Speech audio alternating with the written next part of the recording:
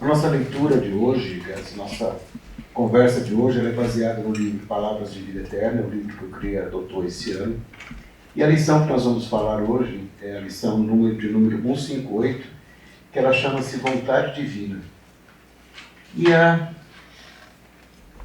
o versículo que foi baseado está em Paulo, na carta de Paulo aos Romanos, no capítulo 12, versículo 2, que diz o seguinte: E não vos conformeis com este mundo, mas transformai-vos pela renovação do vosso entendimento, para que experimenteis qual seja a boa, agradável e perfeita vontade de Deus. Então hoje nós vamos falar sobre a vontade de Deus, a vontade divina. E o que o Paulo, nessa carta a Romanos, ele queria mostrar? Quando ele fala, não vos conformeis com este mundo, mas transformai-vos pela renovação do vosso entendimento. Ele coloca que nós temos que entender um pouco sobre a vontade de Deus diante das situações que nós vamos enfrentando na nossa vida. E ele fala que nós devemos nos renovar. E renovarmos de que forma? Através da mudança da nossa moral. Mudarmos moralmente e mudarmos espiritualmente. E como que se processa essa mudança quando nós falamos? E aí a gente começa a entender que essa mudança ela deve partir de dentro de nós. Deve partir do nosso entendimento enquanto seres humanos nesta encarnação, que somos espíritos eternos, que já passamos por diversas outras encarnações e que estamos nessa aqui agora, tentando acertar. Erramos, acertamos e seguimos em frente. E a cada vez que nós nos deparamos com certas situações que a vida nos apresenta, muitas vezes nós questionamos Deus, nós questionamos aquilo que está nos acontecendo e nós esquecemos de perguntar a nós mesmos onde nós estamos situados dentro desse planeta, onde nós estamos situados, o que isso está representando na nossa vida enquanto seres encarnados, enquanto pessoas em busca de uma melhoria, uma melhora de vida. O que isso representa para nós?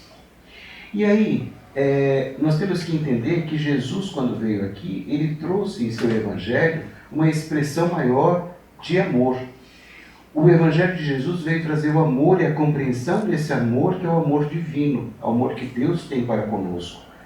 E se nós formos lá, por exemplo, na primeira questão do Evangelho, na primeira questão do Livro dos Espíritos, que Kardec pergunta o que é Deus, lá ele responde assim, que Deus é a inteligência suprema e causa primária de todas as coisas. Então a gente pode dizer que essa vontade divina, elas são as leis universais. E essas leis universais quais são? Nós podemos dizer que essas leis universais é a justiça, é o amor e é a caridade. E onde nós estamos inseridos dentro dessa lei da justiça, dessa lei do amor, dessa lei da caridade? Onde nós estamos inseridos dentro dos ensinamentos de Jesus? O que o ensinamento de Jesus vem trazer para a nossa vida? Então Jesus nos colocou, quando ele esteve aqui, que nós devemos praticar o amor de forma incondicional, e devemos praticar esse amor para conosco e para com o próximo, para que entendamos o real significado da nossa existência e que o real significado da existência do ser humano é amar um ao outro, é entender que o amor constrói, o amor liberta e o amor nos impulsiona a seguir em frente. Quando a gente fala em amor de Jesus, a gente está falando um amor no sentido bem abstrato, mas é o amor que eu sinto pelo meu semelhante. Não necessariamente aquele amor que eu sinto de uma forma, de um relacionamento entre duas pessoas, mas sim naquele amor em que tudo modifica. Não que o amor entre duas pessoas que se amam e compartilham uma vida não seja importante. Sim, porque se constitui uma relação entre essas pessoas. Agora, nós temos que entender que quando nós falamos nessa prática do amor incondicional, nós temos que entender que aliando a essa prática desse amor, nós temos que aliar a paciência. Porque nós temos que ter paciência com as pessoas com as quais convivemos e com as quais nós vamos estar trazendo um pouco de conhecimento nosso e vamos também estar recebendo conhecimento dessas outras pessoas.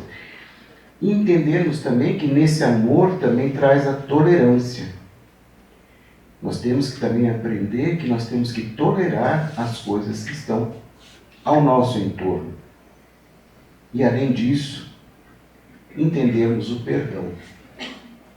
Então, quando nós entendemos que o amor incondicional, ele traz a paciência, ele traz a tolerância, ele traz o perdão, nós entendemos que esse amor incondicional, ele é muito mais amplo do que aquilo que a gente entende.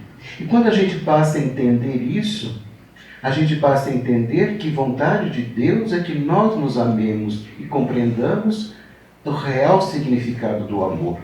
Então, quando a gente vai pensando isso, a gente vai aprendendo que Jesus, ele, quando ele esteve aqui, ele exemplificou em todos os seus atos, em todas as suas falas, esse amor. Ele praticou isso. E ele colocou também que nós temos que nos amarmos para que nós tenhamos o quê? Um progresso espiritual. Nós temos que ter essa progressão espiritual. Nós temos que trabalhar isso dentro de nós para que nós tenhamos essa conquista pessoal de uma melhora íntima. E como é que a gente melhora isso? Nós temos que trabalhar a nossa reforma íntima. Então vamos a um ponto, trabalhando essa reforma íntima. Mas aí quando a gente começa a pensar isso, que esse progresso espiritual, ele é uma conquista pessoal, então seria uma conquista pessoal, depende de nós trabalharmos dentro de nós para que entendamos isso. Então quando nós entendemos que depende de nós também essa melhora, a gente depara também que existe a vontade divina e existe a resignação passiva. Qual que é a diferença que existe entre a vontade divina e uma resignação passiva? Então, por exemplo, vamos dar um exemplo aqui. Nós, no decorrer da nossa vida, nós vamos deparando com diversas situações que muitas vezes nos tiram do eixo. Pode ser na perda de um emprego, a gente perde o emprego, a gente perde um ente querido, a gente acaba com o relacionamento. Sabe, nos sentimos muitas vezes perdidos, sem chão, sem sabermos para onde corrermos. E a gente entende que isso muitas vezes é a vontade de Deus. Aí vem nos questionando, mas Deus não é um amor, não é bondade? Cristo não colocou isso para nós, que tudo isso? Mas agora vamos abrir um parênteses aqui e vamos entender uma coisa. Por exemplo, um pai e uma mãe que tem uma criança de 5 anos, por exemplo. Essa criança, ela vai para a escola. Ela tem que ir para a escola. Ela vai para a escola, ela tem que fazer o dever de casa, ela tem que se alimentar, ela tem que fazer tudo. Ela pode falar assim, eu não quero ir para a escola. Ela tem que ir para a escola. Mesmo ela não querendo ir, mesmo ela querendo ficar para brincar, ela tem que ir para a escola. Quem determina que ela tem que ir para a escola? Não é o pai, é a mãe? Vamos colocar o pai, para a gente entender mais. Então, o pai sabe da real necessidade daquela criança. Porque aquela criança ainda está em formação. Ela está ainda adquirindo os conhecimentos necessários para que ela cresça e se transforme num indivíduo capaz, um indivíduo com todas as qualidades para poder viver em sociedade. Agora vamos voltar à vontade de Deus. Então Deus, quando coloca os intempéries da nossa vida, as dificuldades, Ele sabe das nossas necessidades, Ele sabe das nossas dificuldades, Ele sabe onde tem que ir. Agora, como que nós recebemos isso? Nós recebemos como uma pessoa que está entendendo os desígnios de Deus, processando esses desígnios de Deus e procurando entender que se eu fiz isso, pode ser porque eu fiz alguma coisa mesmo nessa encarnação como a outra. Porque a gente tem, o Espiritismo ensina a lei da ação e reação. Então, se eu fiz algo, eu posso receber algo. Se eu fiz algo bom, recebo algo bom. Se eu fiz algo ruim, recebo algo ruim. Eu estou entendendo isso, e isso que eu estou passando é para a minha melhora. Essa doença que eu estou tendo é para a minha melhora. Uma pessoa que eu amei muito, que amo muito, uma vez doente, hoje já vive no plano espiritual, me disse o seguinte: eu estou muito doente, mas essa doença me fez uma pessoa melhor, porque eu consegui entender que através da minha fé eu me tornei uma pessoa melhor. E Deus realmente sabe o que Ele está fazendo comigo. Então eu aceito tudo isso que está me acontecendo. Então, esse exemplo que eu estou dando é a gente entender esses desígnios de Deus e aceitar. E aceitar, mas não aceitar parado. Fazer por melhorar, fazer por merecer, estar em ativa. Agora, aquele resignação passiva é aquela pessoa que faz o quê? Ela sofre, ela aceita o que está acontecendo com ela e se transforma numa pessoa, um coitado, por exemplo. Só eu sofro, só acontece comigo.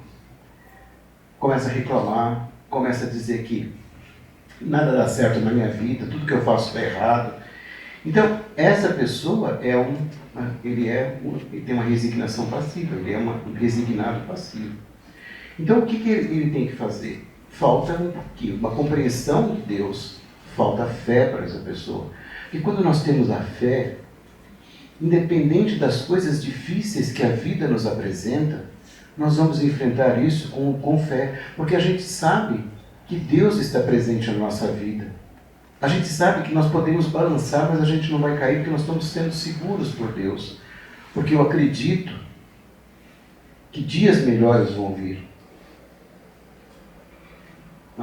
Isso é eufemismo. Não. Se eu realmente acredito nisso, se eu tenho aquela fé, isso vai seguindo em frente. E aí, quando a gente pensa isso, a gente começa a pensar em algumas coisas que nos levam a certas reflexões, lendo a codificação espírita, lendo o Evangelho de Jesus, e fala, o que nós precisamos então para sermos felizes? Se Deus tem a vontade dele, eu também tenho a minha vontade. Eu tenho a minha vontade de ser feliz. Então, o que nós vamos fazer? Então, quando sermos felizes, é nós alinharmos com as leis divinas. É nós termos o sentimento de amor e caridade dentro de nós e trabalharmos para que nós entendamos o real significado do amor, o real significado da caridade, o real significado da tolerância, do perdão e da paciência. Que eu posso ser feliz quando eu me alio a Deus. Eu posso acordar de manhã cheio de problemas e falar, hoje eu escolho estar feliz. Porque é uma escolha minha. Ao invés de eu escolher ficar lamentando, chorando, eu escolho estar bem e lutar para que eu melhore. Porque o estar é uma condição que leva a ser. Então, isso faz com que nós nos motivemos a seguir. E aí vem um outro ponto que a gente coloca, que é sobre a realizar os nossos sonhos. Todo mundo tem seu sonho. Como é que nós vamos realizar os nossos sonhos? Realizar os nossos sonhos através também da consonância de tudo isso com o bem, sem a gente se apegar aos bens materiais. O bem material é bom, faz parte da nossa vida, faz parte da nossa evolução, sim. Mas vivermos somente em função disso ocasiona um atraso na nossa vida. Porque nós esquecemos da real significado dos ensinamentos de Jesus, que é nós nos apegarmos aos bens materiais. Nós temos que cuidar do que nós temos, sem dúvida. Temos que cuidar do nosso corpo, sem dúvida. Quando nós partimos, nada levamos, nem nosso corpo. Tudo que nós temos é um empréstimo de Deus. Deus nos emprestou. Então estamos aqui com o empréstimo de Deus. Nosso corpo, nossas casas, nosso trabalho, os nossos bens, tudo é um empréstimo de Deus. E quando nós partirmos, só parte o Espírito. Tudo que é material fica aqui. Então a gente ter essa consciência de estar trabalhando isso. E tirar hábitos infelizes das nossas vidas. O que são hábitos infelizes da nossa vida? O ódio é um. O egoísmo. Então, sermos egoístas.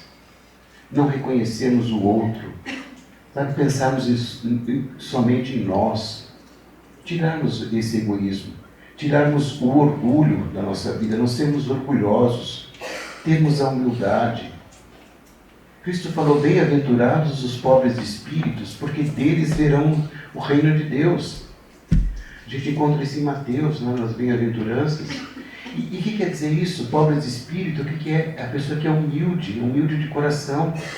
Então, por que ter orgulho? Então, o orgulhoso não vai entrar no reino dos céus. E como é que nós... Ser humilde não é ser pobre, não é ser, sabe, ficar...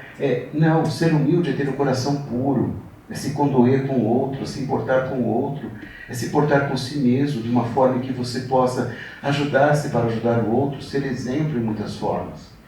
E outro ponto é a inveja. Para que eu vou invejar o que ela tem? Sendo que se ela tem aquilo, porque ela é merecedora daquilo, ou está no plano reencarnatório dela. Então eu posso fazer o quê? O melhor que eu posso dar da minha vida, dentro daquilo que eu mereço, para que eu possa ter. Se eu não posso ter um Mercedes, eu vou ter um Fusca. Mas graças a Deus que eu posso ter um Fusca, que vai me levar no mesmo lugar que o Mercedes leva. Agora, eu vou me contentar ter só Fusca? Não, eu posso trabalhar, posso investir, posso fazer um monte de coisa para tentar melhorar. Agora, eu vou ter inveja dela? Por quê? Então, isso é tudo atraso nas nossas vidas. Então, nós temos que entender que a vida é muito mais que isso. E aí, para a gente entender, falar, finalizando, tem a última frase de Emmanuel que ele coloca assim: recebamos o auxílio edificante que o mundo nos ofereça. Quer dizer, nós podemos ter tudo que o mundo nos oferece, mas como é que nós vamos utilizar isso que o mundo nos dá? Mas fujamos de contemporizar com os enganos do mundo, tomarmos cuidado com o que o mundo está nos oferecendo, ou seja, nos cuidarmos com a luz de Deus. Aí ele coloca, diligenciando, burilar-nos cada vez mais, quer dizer, melhorar-nos cada vez mais. Porque educação conosco é clarão no âmago da própria alma, e por muitos brilhemos por fora, no jogo das ocorrências temporárias da instância física. Nada entenderemos, acho que essa parte é a mais bonita que eu acho da lição. Nada entenderemos da luz de Deus que nos sustenta a vida sem luz em nós. Então, quando a gente fala em luz em nós, aí a gente vai lá em Mateus, acho que é Mateus 5,14, se não me engano, que ele fala, que Cristo deixou para a gente: vós sois luz do mundo. Faça essa luz brilhar. Então, se nós somos luz no mundo, nós temos que colocar a nossa luz para brilhar. E como é que a gente vai colocar essa luz para brilhar? Nós vamos colocar essa luz para brilhar através do quê? Iluminando a nós mesmos. Nos iluminando com a bênção de Deus nas nossas vidas, com as bênçãos de Jesus pelos seus ensinamentos, trabalhando o nosso interior, na superação das nossas dificuldades, na superação das nossas fraquezas, fragilidades, trabalhando o nosso eu, trabalhando a nossa vontade, iluminando as nossas sombras, para que nosso eu esteja iluminado, o nosso self esteja iluminado, para que nós tenhamos condições de seguirmos cada vez mais. Porque quando nós passamos a ser luz, a acender essa luz que tem dentro de nós, acender essa centelha divina, que Deus colocou em cada um de nós uma centelha divina. Ele falou que nós somos feitos à sua imagem e semelhança. Se nós somos feitos à imagem e à semelhança de Deus, nós temos essa luz dentro de nós. E Cristo colocou: sois luz. Deixe essa luz se frutificar, né? E aí a gente coloca isso de uma forma da nossa mudança, através da nossa mudança numa reforma íntima, através da nossa mudança no convívio com todas as pessoas que estão ao nosso redor, no nosso trabalho, na nossa casa, nos modificando. Que quando a gente começa a modificar, a gente faz brilhar essa luz. E se a gente não se modificar, essa luz que tem, ela fica tão fraca que a gente não consegue refletir essa luz de Deus. A gente não consegue entender a vontade de Deus. A gente não consegue entender o que isso está representando dentro das nossas vidas. Porque ela pode parecer fraca ou incompreensível. Então, no modo geral, o que significa, eu até anotei aqui para ler, tem uma coisa muito importante, quando a gente fala, que eu esqueci de falar para finalizar, que essa luz de Deus, né, que nesse trecho que eu li, que sem ela que a gente não consegue entender nem nos beneficiar da luz de Deus, que sustenta toda a vida. E para finalizar, ainda embasado no Evangelho de Jesus, eu separei 3 versículos aqui, que fala sobre a questão de nós termos da vontade de Deus, que é em Mateus 6,10, que ele diz o seguinte: venha o teu reino, seja feita a tua vontade, assim na terra como no céu. É o que a gente praticamente fala todos os dias na oração do Pão Nosso. Então Cristo quer dizer o que aqui? Que nós temos que orar constantemente para que nós entendamos a vontade de Deus e possamos superar todas as nossas dificuldades. E outro, eu separei em João, capítulo 4, versículo 34, que ele diz o seguinte: a minha comida consiste em fazer a vontade daquele que me enviou e realizar a sua obra. Então ele realiza o quê? Realizar a obra divina, colocando como prioridade absoluta a missão, a nossa missão na Terra. A gente entender a missão que nós temos aqui enquanto encarnados, que nós nos propusemos a fazer no nosso processo reencarnatório, para a gente seguir. E para finalizar, em Mateus capítulo 26, versículo 39, quando Jesus está lá na oração de Getsemane, lá que ele fala: meu Pai, se possível, afasta de mim esse cálice, contudo, não seja como eu quero, mas sim como tu queres. Jesus, naquele momento onde ele ia passar por tantas dificuldades, ele sabia das dificuldades que ele iria passar, mas ele tinha fé em Deus, porque era a vontade de Deus. Porque ele sabia que quando ele pereceu, era um espírito extremamente iluminado, ele pereceu, mas ele foi para o reino de Deus, ele seguiu. Então nós, que somos réis mortais, espíritos ainda engatinhando na nossa evolução espiritual, enquanto pessoas, nós temos condições de deixar que Deus faça a vontade dele, mas que nós entendamos essa vontade com luz, com força, com fé, fazendo com que a nossa luz possa brilhar, que o amor possa governar a nossa vida, que Jesus possa governar a nossa vida e que nós nos sintamos pessoas presentes na vida, mas presentes em amor, em fé, em esperança e, sobretudo, termos a caridade conosco e a caridade com o nosso próximo. Entendermos que a nossa vontade, muitas vezes não é a vontade de Deus, não é a vontade do meu semelhante, que Deus é soberano, mas que jamais esquece cada um de nós. Que a paz de Jesus esteja conosco e o amor de Deus, a vontade de Deus, reine em cada um de nós, em nossos corações e traga muita paz. Boa noite.